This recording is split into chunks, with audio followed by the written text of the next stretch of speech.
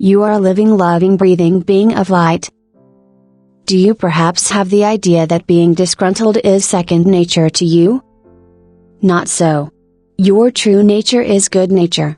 Never were you meant to be or appear to be routinely displeased. Never were you meant to moan and groan and weep at disappointment. Never were you intended to let your good nature down and assume a role of displeasure. If you are on a foray of discontent, then be aware that discontent truly resides within yourself. You have opted for discontent. There are other choices. Debate as you may, beloveds. It is you who have whined and dined displeasure. It is you who settle for finding fault with just about anything and everything, as if nothing is quite good enough for you. You may set yourself apart from the throng.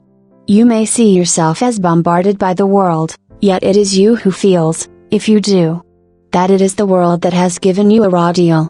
What advantage is there for you to think this way? Beloved critics, the world is bound to reflect your thoughts, uplifting or downturning. If you announce even only to yourself your disappointment with the world, you uphold the world's playing of sour notes. You may even rush to prove the inadequacy of the world, as if the world is determined to let you down. Have you become more and more adept at forswearing and faulting the world as if you are a notch above? Of course, you have the freedom to look at life that way. Look, by the same token. When you give a little thumbs up to the world will flock to you. Everyone and everything goes toward that which gives a modicum of joy. Give yourself joy. It can't be that you like to have something to complain about, can it? In the fairy tale of the Princess and the Pea, the princess emphasized the misbegotten, and found pleasure in the slightest annoyance as she imbued the world with all her good taste.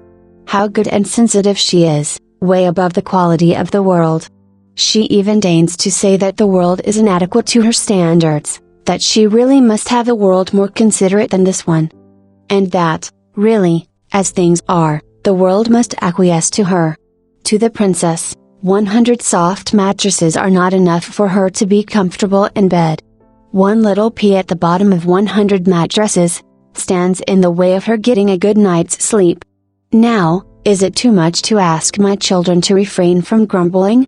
It may be that you see yourself as a connoisseur of the world. Connoisseurs stay at attention on the outer fringes of life. A food critic doesn't prepare the food, merely tastes it and makes his pronouncements. I do not think you belong on the outside, on the rim, external to the real life that is here as an offering to you. Dear ones, there is no outside you. All is within. There is no out there for you to frown at. Come back to life and living in the world that grows with you. Be at the heart of the matter. Be not desultory. Be not conciliatory. You are a living, loving, breathing being of light.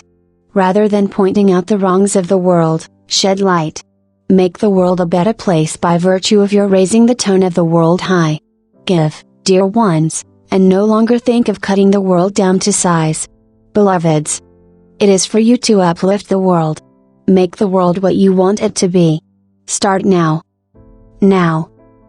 Raise the world. Find that which exists in the world to cheer the world on with. Will you?